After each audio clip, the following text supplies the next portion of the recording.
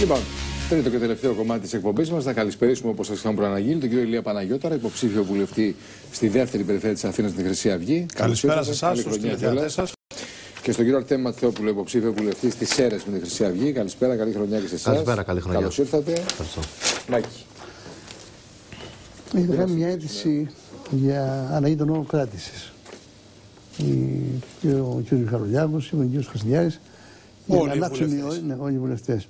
Υπάρχει, έχει εκδικαστεί, πότε θα δικαστεί? Δεν γνωρίζουμε, αλλά αυτό το οποίο είπαμε και μέσα στη Βουλή το έχουμε πει και σε δηλώσεις μας, είναι ότι είναι απαράδεκτο να γίνονται εκλογές και ο αρχηγός της τρίτης πολιτικής δύναμης στην Ελλάδα να είναι έγκλειστος, χωρίς να υπάρχει επί καμία κατηγορία, αλλά ας το ξεπεράσουμε αυτό, να είναι έγκλειστος. Υπάρχει κίνδυνος να διαπράξει νέα εγκλήματα που τελικά κανείς δεν ξέρει ποια είναι αυτά. Τι είδους εγκλήματα ή οτιδήποτε άλλο, αυτά τα πράγματα είναι απαράδεκτα. Παρ' όλα αυτά, ό,τι και να γίνει, η Χρυσή Αυγή θα είναι τρίτο κόμμα και θα εξευτελιστεί για μία ακόμα φορά το διεφθαρμένο και σάπιο σύστημα και πολιτικό κατεστημένο. Να μείνουμε λίγο σε αυτό που λέτε και στους δύο σας απευθύνομαι τώρα. Η Χρυσή Αυγή λέτε θα είναι τρίτο κόμμα. Οι δημοσκοπήσεις δείχνουν ότι μπορεί και να είναι τρίτο κόμμα, δηλαδή τη δείχνουν. Χαμηλά βέβαια σε σχέση με άλλες παλαιότερα. Αυτό ήθελα να πω όμως, ότι το ποσοστό σε σχέση με προηγούμενες δημοσκοπήσεις δείχνει να είναι πεσμένο. Κοιτάξτε, το θέμα και ότι έχει ένα κομμάτι πάει στη Δημοκρατία. Το θέμα των δημοσκοπήσεων είναι πολύ λεπτό, διότι τις τελευταίες ημέρες, λέω προεκλογικής περίοδου, βγαίνουν πολλά νούμερα στον αέρα και πράγματι πολλές εξ αυτών δείχνουν τη Χρυσή Αυγή σε πολύ χαμηλά ποσοστά. Βέβαια, η εμπειρία έχει δείξει στις τελευταίες εκλογικές αναμετρήσεις ότι σχεδόν όλες οι δημοσκοπήσεις έπεσαν πάρα πολύ έξω. Διότι τα ποσοστά μας, τα πραγματικά ποσοστά ήταν διπλάσια μέχρι και τριπλάσια από αυτά που έδιναν οι δημοσκόποι. Το 12 όντως πέσανε έξω. Όταν για παράδειγμα, το πιο χαρακτηριστικό, κάποια εταιρεία δημοσκοπήσεων έδινε στη Χρυσή Αυγή κάτι λίγο από 3% και πήρε σε 7%, καταλαβαίνετε ότι πλέον δεν μιλάμε για μια επιστημονική έρευνα. Με απλή αναγωγή να γίνει το τι μας δίνει η ίδια εταιρεία τώρα για να καταλάβουμε που βρίσκεται η Χρυσή Αυγή. Εάν τέλος πάντων τα ευνοϊκότερα σενάρια δίνουν στη Χρυσή Αυγή περίπου 5 με 6%, αυτό περίπου να αντιστοιχεί στην πραγματικότητα ενδεχομένως σε 10, 11, 12 και ούτω καθεξής. Βέβαια, ο χρόνος θα δείξει 25 Ιανουαρίου. Το μόνο σίγουρο για εμάς είναι πέρα από τις δημοσκοπήσεις ότι η Χρυσή Αυγή θα είναι η τρίτη πολιτική δύναμη της χώρας. Οι παράνομα προφυλακισμένοι βουλευτές θα επανεκλεγούν και θα κληθούν σύντομα να σχηματίσουν κυβέρνηση ως τρίτο πολιτικό κόμμα. Και αυτό θα είναι μια μεγάλη νίκη απέναντι. Στην περίπτωση που δεν έχει αυτοδυναμία ο ΣΥΡΙΖΑ. Υπάρχει αυτό το σενάριο υποθετικό. Ότι ο ΣΥΡΙΖΑ που είναι πρώτο κόμμα και δείχνουν όλα ότι θα είναι πρώτο κόμμα δεν έχει αυτοδυναμία. Η Νέα Δημοκρατία είναι δεύτερο κόμμα. Τρίτο κόμμα η Χρυσή Αυγή. Η εντολή υποχρεωτικά με βάση το Σύνταγμα έρχεται σε εσάς. Και αυτό προσπαθούν να αποφύγουν. Μπορεί να μας προλάβουν και να κάνουν μια συγκυβέρνηση Νέα Δημοκρατία με το ΣΥΡΙΖΑ προκειμένου να μην δοθεί ποτέ εντολή στην κακή Χρυσή Αυγή. Και εκεί θα γελάνε και οι πέτρες φυσικά. Μια συνταγματική. Να βρεθεί.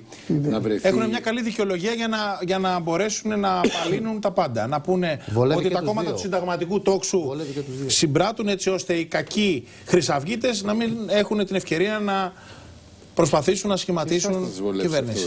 Εμάς θα μας βολέψει, ό,τι και να γίνει, όλα λειτουργούν υπέρ μας. Μα κοιτάξτε, όταν βλέπετε δύο κόμματα τα οποία όλο αυτό το διάστημα κατηγορούν το ένα το άλλο, η Νέα Δημοκρατία το ΣΥΡΙΖΑ που θα φέρει τον κομμουνιστικό κίνδυνο, ο δε ΣΥΡΙΖΑ τη Νέα Δημοκρατία ότι με τα μνημόνια έχει διαλύσει την Ελλάδα, που είναι αλήθεια να συνεργάζονται μόνο και μόνο για να μην έρθει μια Χρυσή Αυγή. Εσείς πώς κάνετε προεκλογικό? Τι σύνθημα κάνει προεκλογικό αγώνα? Το σύνθημά μας είναι ότι θα πρέπει να κυβερνάνε οι Έλληνες και οι κλέφτες να μπουν στη φυλακή. Αυτό που λέγαμε όλα αυτά τα χρόνια και για το λόγο αυτό μας προφυλακίσαν άδικα και παράνομα. Διότι οι κλέφτες τελικά δεν είναι μόνο στη Νέα Δημοκρατία, είναι όλο το πολιτικό κατεστημένο, το οποίο είτε με γαλάζια, είτε με πράσινα, είτε με άλλο. Με ροζ τέλος πάντων.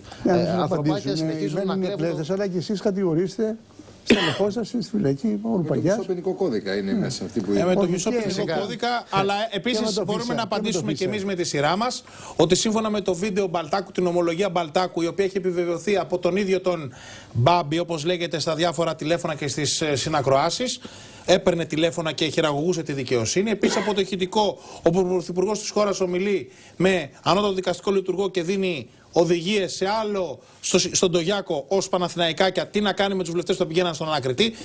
Η όλη σκευωρία εις βάρος της Χρυσής Αυγής έχει καταρρεύσει. Το ξέρουν πλέον όλοι φίλοι και εχθροί. Και είναι θέμα χρόνου να καταρρεύσει. Είτε βγει το βούλευμα. Ήταν ένα μέλος δικό σας, ο Ρουπαγιάς.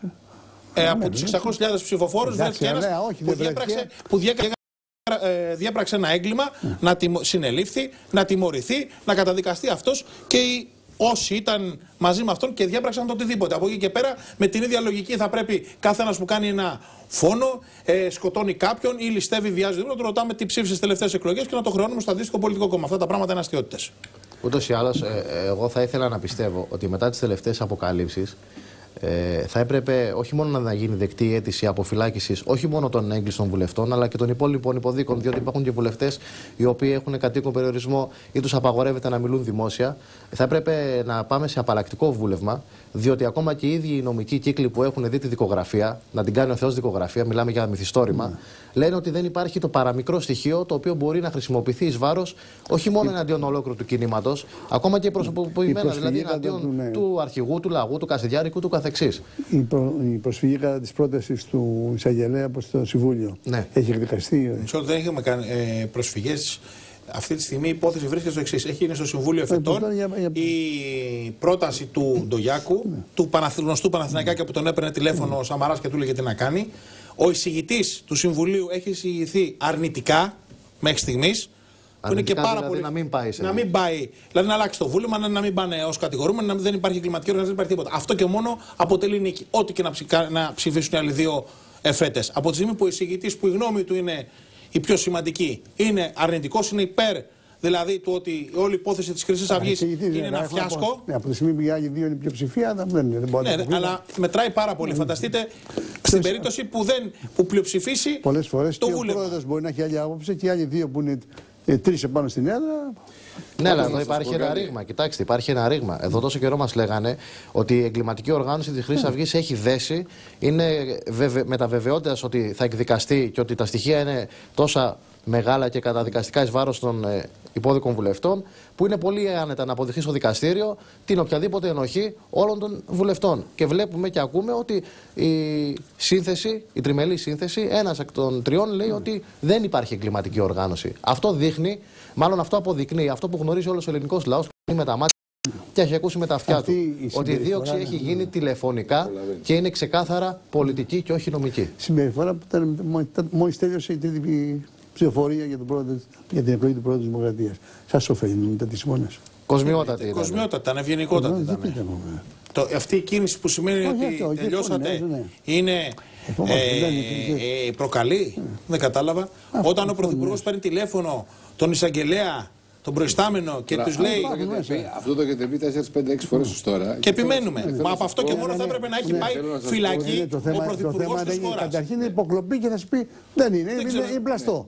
Δεν είναι πλαστό, υπάρχει πραγματογνωμοσύνη. Ας μας κάνουν μήνυση. Δεν τολμήσανε ούτε μήνυση να κάνουν. Ναι, να το πω όμως ότι αυτό θα σας πει κάποιος είναι δικό σας ισχυρισμός, αλλά δεν είναι αλήθεια. Πολύ ωραία. Να πάμε στα δικαστήρια. Είναι υποκλοπής, μοντάζ ή οτιδήποτε άλλο αυτό το πράγμα. Εμείς έχουμε και πραγματογνωμοσύνη από το εξωτερικό και είναι απολύτως κανονικές οι φωνές αυτών που ακούγονται. Πρώτα είναι υποκλοπή. Ας μας κάνουν μήνυση. Δεν τολμάνε. Δεν τολμάνε να κάνουν μήνυση. Ούτε στο βίντεο Μπαλτάκου τόλμησαν να κάνουν μήνυση σε κανέναν. Ούτε στον Μπαλτάκο, ούτε Κοντζαμάνι, ούτε κανείς. Μια που λέει για συμπεριφορά, γιατί έχω να πω κάτι ότι το τελευταίο χρόνο και μετά από όλα αυτά που έχουν συμβεί και τις προφυλακίσεις του αρχηγού σας και σημαντικών στελεχών του κόμματος, όλα αυτά τα οποία βλέπαμε το προηγούμενο διάστημα, παρελάσεις, στρατιωτικές ενδυμασίες, βήματα, το ένα το άλλο, όλα αυτά και τις εκδηλώσεις αυτές με τις δάδες και όλα τα υπόλοιπα, όλα αυτά έχουν εξαφανιστεί. Δάδες, και φέτος την. Όλα αυτά. Τώρα κοιτάξτε, τώρα νομίζω ότι καταλαβαίνόμαστε ότι όλα αυτά που βλέπαμε μέχρι πριν από ένα χρόνο δεν τα βλέπουμε πια. Τι δεν άλλαξε όμως. Όταν πήγαινε στον ανακριτή οι προφυλακισμένοι, 100 άτομα ήταν μαζί με Θέλω να πω ότι όλοι αυτοί που προκαλούσε πολύ κόσμο η συμπεριφορά, έτσι, αυτό είναι η επιλογή δική σας βέβαια, αλλά το ουσιώδες είναι αυτό που δεν άλλαξε. Δεν υπάρχει αυτό όμως. Δεν άλλαξαν οι θέσεις μας, δεν άλλαξαν οι ιδέες μας και δεν άλλαξε ο τρόπος με τον οποίο αντιμετωπίζουμε τα πολιτικά. Καταλάβατε ότι ήταν λάθος ενδεχομένως. Κοιτάξτε, λάθη οπωσδήποτε γίνανε. Και γίνανε και από πολλούς ανθρώπους, διότι καταλαβαίνετε ότι ένα κόμμα το οποίο έχει να αντιμετωπίσει όχι μόνο ένα πολιτικό και διεφθαρμένο καθεστώς, αλλά σύσσωμο τον πολιτικό κόσμο, ο οποίος έχει ως μοναδικό του αντίπαλο τη Χρυσή Αυγή, αντιλαμβάνεσαι ότι είναι λογικό και επικοινωνιακά κάποια λάθη να γίνουν. Όμως δεν μπορεί σε καμία των περιπτώσεων, λόγω των επικοινωνιακών λαθών, να μας χρεώσουν το γεγονός ότι έχουμε διαπράξει εγκλήματα όπως δολοφονίες, όπως εμπρισμούς, όπως εκβιασμούς, όπως οτιδήποτε άλλο περιλαμβάνεται στη δικογραφία. Και εν πάση περιπτώσει, το σημαντικότερο είναι, επειδή ο ψηφοφόρος κρίνει, μπορεί σε κάποιους να αρέσει αυτή η εικόνα, σε άλλους να μην αρέσει, ας το κρίνει ο καθένας όπως νομίζει. Το σημαντικότερο είναι ότι η Χρυσή Αυγή δεν έχει αλλάξει στάση και απέδειξε ότι είναι διατεθειμένη να φτάσει μέχρι τέλους για να υπερασπιστεί αυτό που πρεσβεύει. Τον εθνικισμό, την αξία του έθνους, του ελληνισμού και της πατρίδας. Διότι θα ήταν πολύ εύκολο για εμάς, πόσο μάλλον για αυτούς που είναι ακόμα μέσα στη φυλακή, να ακολουθήσουν το ατιμωτικό παράδειγμα άλλων, οι οποίοι και την νεοναζί και μέλη εγκληματικής οργάνωσης ψηφίσαν πρόεδρο της Δημοκρατίας και κανένας δεν ενοχλήθηκε από αυτή του την πράξη. Θα μπορούσαν δηλαδή ο αρχηγός και οι υπόλοιποι υπόδικοι να πούνε ότι εμείς στηρίζουμε την πρόταση Σαμαρά για να αποφυλακιστούμε. Όπως έγινε, θυμάστε πολύ καλά, με την περίπτωση Μπούκουρα και Αλεξόπουλου. Δεν το κάναμε διότι. Υπήρξε από τέτοιο ενδεχόμενο σκέψη, συζήτηση, οτιδήποτε άλλο. Από εμάς. Ασφαλώς και όχι. Όχι, βέβαια. Από την Νέα Δημοκρατία ασφαλώς και υπήρξε. Όταν λέτε υπήρξε κάποια. Υπήρξε ένα δημοσίευμα ότι θα μπαίνατε. Καθημερινά στους διαδρόμους της Βουλής μας παρακαλούσαν σχεδόν και μας λέγανε, θα αφήσετε τη χώρα να πέσει στα χέρια του ΣΥΡΙΖΑ. Σας παρακαλούσαν πώς. Ποιοι το κάνουν αυτό? Πάρα πολλοί βουλευτές. Ναι, φυσικά. Όχι μόνο βουλευτές, υπάλληλοι της Βουλής, περαστικοί. Όλοι τέλος πάντων θέλανε να πιέσουν τη Χρυσή Αυγή. Και αυτό μπορεί να το επιβεβαιώσετε όχι μόνο επειδή το λέω δημοσίως. Πήγαινε στη Βουλή και ρωτήσετε να δείτε τι γινόταν τις ημέρες εκείνες. Και όχι μόνο στο δικό μας αυτό γραφείο. που είχε γραφτεί ότι δεν θα μένετε στην πρώτη ανάγνωση και στη δεύτερη. Στην τρίτη ψηφοφορία θα μένετε ανάλογα με το αποτέλεσμα και θα ψηφίσετε. Αυτά ήταν μπουρδες. Εμείς είχαμε πει να ψηφίσουμε από πρώτη στιγμή καλύτερα να μας κοπούν τα χέρια και τα πόδια παρά να ψηφίζουμε για πρόεδρο Δημοκρατίας. Είναι τόσο απλό. Από τον αρχηγό της Χρυσής Αυγής το τελευταίο. Αλλά να επανέλθω λίγο στο προηγούμενο που μιλούσαμε για το ηχητικό ντοκουμέντο, όπου ο πρωθυπουργός της χώρας Αντώνης Σαμαράς παίρνει τηλέφωνο εδώ το δικαστικό λειτουργό και λέει να πει στον Παναθηναϊκά και τον Γιάκο να κάνει κάτι με τους 3 βουλευτές. Το ζητούμενο είναι αν το βίντεο ή το ηχητικό είναι παράνομο ή ότι ο πρωθυπουργός της χώρας δεν είναι φτιαγμένο, είναι αποδεδειγμένα και μπορεί να φανεί. Και σας εξηγώ ότι υπάρχουν πάρα πολλές αποφάσεις του Αριουπάγου, τελεσίδικες, όπου δέχονται αυτού του είδους είτε βίντεο είτε ηχητικά όταν έχουν να κάνουν με κακουργήματα. Και στο δικαστήριο και το ηχητικό και το βίντεο θα αποδειχθούν περίτρανα ότι έλεγαν την αλήθεια και η μοίρα του Αντώνη Σαμαρά είναι προδιαγεγραμμένη. Είναι στη φυλακή και μαζί με αυτόν όλη τη σκευωρή εις βάρος της Χρυσής Αυγής. Θα το δείτε, δεν θα είναι ούτε καν βουλευτής Λίαν συντόμως και να το θυμάστε αυτό. Θα καταρρεύσουν. Υπάρχει όμως και δεν θα είναι καν βουλευτής. Και η συναυτό να τελειώσω την πρότασή μου. Αν θέλετε. Η σκευωρή εις βάρος της Χρυσής Αυγής. Σαμαράς, Δένδιας, Αθανασίου, ο Ντογιάκος, ο Κοτζαμάνη, ο Βουλιώτης και οι λοιποί, Λάμπα Δημητροπούλου, θα αντιμετωπίσουν μια ανεξάρτητη και πραγματική δικαιοσύνη Λίαν συντόμως και θα τα δούμε όλα. Ο Θεός είναι μεγάλος. Αυτοί οι οποίοι βίασαν τη δημοκρατία, τους θεσμούς, το Σύνταγμα, τους νόμους, τα πάντα. Δεν μπορεί να είστε μια στιγμή να είστε εσείς οι ανεξέλεκτοι, οι έντιμοι, οι σωστοί. Εμείς μπορούμε να μην είμαστε σωστοί και να ελεγχθούμε αν δεν είμαστε σωστοί. Αυτοί θα αντιμετωπίσουν τη δικαιοσύνη και το Θεό. Πάει και τελείως. Διότι κάποιοι σας συνδέουν με αυτά που έγιναν χθες στο Παρίσι. Αυτά που καταδικάζετε. Θέλετε να κάνουμε και ένα σχόλιο για αυτό που έγινε στο Παρίσι? Εθνικισμός είναι εκείνο. Ισλαμισμός είναι. Θα μας χρεώσετε και τους φανατικούς Ισλαμιστές, δηλαδή. Μα φανατικοί είστε κι εσείς. Εμείς δεν είμαστε καθόλου φανατικοί. Πολύ πιο σόφρονες και λογικοί. Άλλοι είναι οι παρανοϊκοί, οι ψυχασθενείς που όλοι το ξέρουν και κανείς δεν λέει και διοικούν αυτή τη χώρα. Δεν είμαστε εμείς. Η Χρυσή Αυγή δεν λέει να χτίσουν τζαμιά στην Ελλάδα. Έτσι, η Νέα Δημοκρατία ψηφίζει τροπολογίες που θέλει να χτίσει τζαμιά σε όλη την Αθήνα. Μήπως είναι υπόλοιπη επικράτεια. Μήπως δεν υπάρχουν και τζαμιά στη Θράκη? Δεν υπάρχουν. Στη Θράκη είναι τα μόνα τα οποία βάσει διεθνών συνδικών. Να πω κάτι. Βάσει διεθνών συνδικών, τα μοναδικά τζαμιά που θα έπρεπε να υπάρχουν στην Ελλάδα είναι αυτά που είναι στη Θράκη για τη μουσουλμανική μειονότητα. Αυτή η ιστορία στην Γαλλία, εσείς ποια είναι η θέση? Στη Γαλλία ποια είναι η θέση μας? Άμεση απέλαση όλων των μουσουλμάνων, διότι μόνο προβλήματα δημιουργούν. Πάει και τελείωσε. Μπαίνουν, δεν μπαίνουν να φύγουν. Και αν τους θέλει να τους πάρει ο ΣΥΡΙΖΑ, ας τους πάρει ο ΣΥΡΙΖΑ να τους κάνει στην Κουμουνδούρα, βάλει και ένα μηνάρε πάνω. Αποδείχθηκε πώς αφομοιώθηκαν στη γαλλική κοινωνία. Οι Γάλλοι, αυτό που είπε ο κ. Ματθεόπουλος, οι Γάλλοι πληρώνουν και οι Άγγλοι και οι λοιποί Ευρωπαίοι που τόσα χρόνια τους μάζευαν, προσπάθησαν να τους ενσωματώσουν, γιατί οι συγκεκριμένοι δράστες δεν είναι Γάλλοι δεύτερης ή τρίτης γενιάς. Με τους δίδυμους πύργους εμέναν εκεί. Ορίστε. Δεν έχει καταλάβει ότι άλλο κίνημα είναι. Όταν θέλουν να κάνουν κάτι εδώ που έχουν φτάσει. Αυτοί που είναι νόμιμοι, έχουν πάρει χαρτιά, δουλεύουν χρόνια, έχουν σωματωθεί. Όταν θα αρχίσουν να βάζουν φόβες, ελάτε να μου το πείτε. Δεν είναι όλοι. Τότε θα πούνε και σε Έλληνες μετανάστες. Δεν σας δεχόμαστε. Να πω κάτι, και στην Ιαπωνία είναι χαζοί που οι μόνοι μουσουλμάνοι που υπάρχουν στη Ιαπωνία είναι υπάλληλοι των πρεσβειών και κανένας άλλος κάτι ξέρει.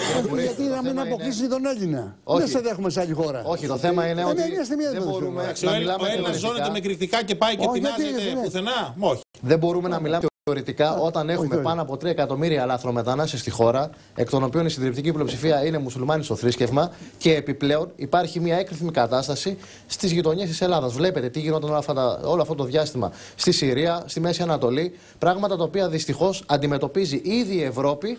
Και ομιγέννητο θα αντιμετωπίσει και η Ελλάδα στο άμεσο μέλλον. Όταν περνάνε με τα πλοία και τις βάρκες, θα τους πλήξουμε. Όχι, όταν λέμε, όχι εγώ, όταν η Χρυσή Αυγή λέει να εφαρμοστεί ο νόμος, περνάνε παράνομα. Και τους βρίσκει στη θάλασσα. Σκάφος με 500. Θα τους πλήξει την ώρα. Να τους δείξει τον δρόμο για την Ιταλία, πάνε στην Ιταλία. Στην Ελλάδα. Είναι τόσο απλό είναι. Να πάνε αλλού. Δεν πάω. Να πάνε αλλού. Δεν μας αφορά. Θα πρέπει να αλλάξει η τακτική αυτή. Αυτή η τακτική που εφαρμόζουμε μέχρι τώρα οδηγεί με μαθηματική ακρίβεια στην καταστροφή της πατρίδος μας. Στην Ισλαμοποίηση και στη διάλυση της Ορθόδοξης Ελλάδος.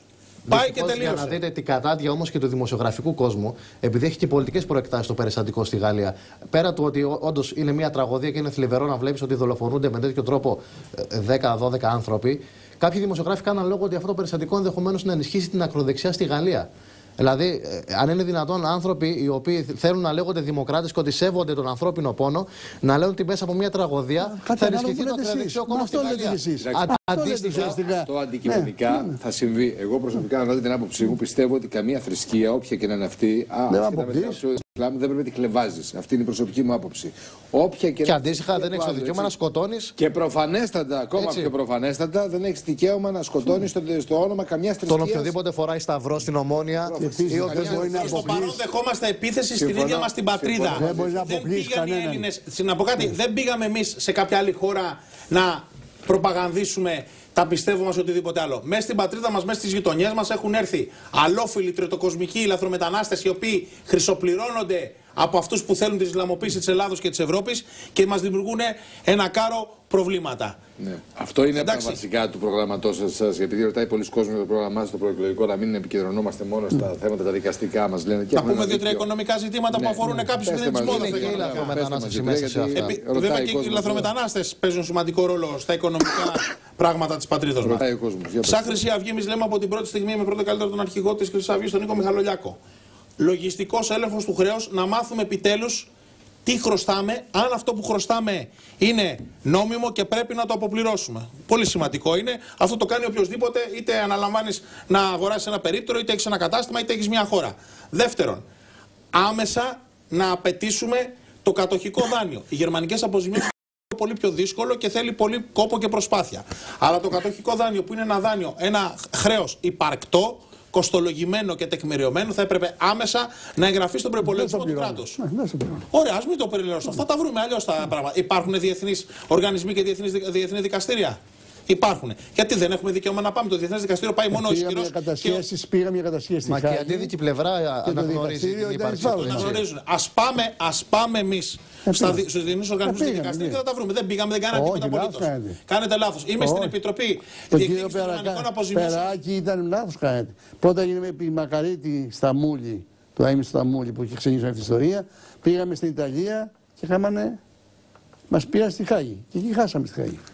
Δεν τα ξέρετε καλά. Πώς τα ξέρω, τα ξέρω πάρα πολύ. Άλλο επαναλαμβάνουμε γερμανικές αποζημιώσεις. Πήγαν εδώ στο Γκέτε και εδώ σαν άδεια υπουργός δικαιοσύνης να κάνει κατάσχεση στο Γκέτε. Να πω κάτι μισό λεπτό. Επαναλαμβάνω κάτι διαφορετικό. Γερμανικές αποζημιώσεις από το κατοχικό δάνειο. Το κατοχικό δάνειο είναι συγκεκριμένο χρέος το οποίο υπάρχει στην Τράπεζα της Ελλάδος και στην Τράπεζα της Γερμανίας και θα πρέπει να είναι άμεσα απαιτητό. Τα νούμερα είναι διαστημικά, είναι πολύ μεγάλα. Είναι 55 δισεκατομμύρια ευρώ, νομίζω, σημερινές τιμές του 1942. Συν τους νόμιμους στόχους φτάνει σε 400-500 δισεκατομμύρια. Είναι αυτό. Είναι διαπραγματευτικό όπλο από το να ξεπουλάμε την πατρίδα μας.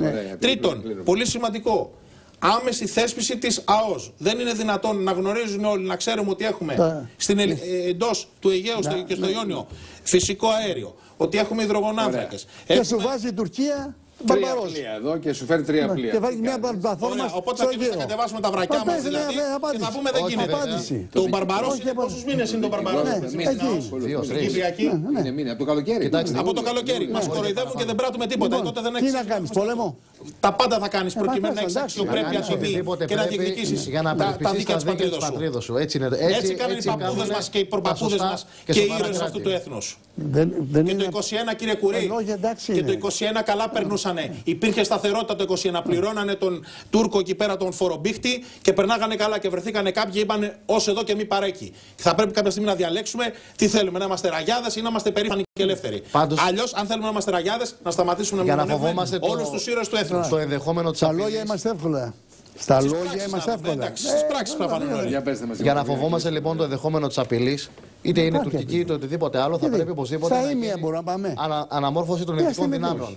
Γι' αυτό λοιπόν η Χρυσή Αυγή απαιτεί άμεσα των ειδικών δυνάμεων. Των ενόπλων δυνάμεων, συγγνώμη. Λοιπόν, διότι έχουμε πρόγραμμα το οποίο μάλιστα θα το ανακοινώσουμε και επίσημα. Σύντομα, ναι. Πολύ σύντομα. Στην εβδομάδα εξάλλου είναι προεκλογική περίοδος, δεν έχουμε και μεγάλο χρονικό διάστημα. Θα το ακούσετε και στον Εύρο και στη Ρόδο θα γίνει, αλλά θα γίνει και στην Αθήνα. Να τελειώσω άλλες δύο κουβέντες.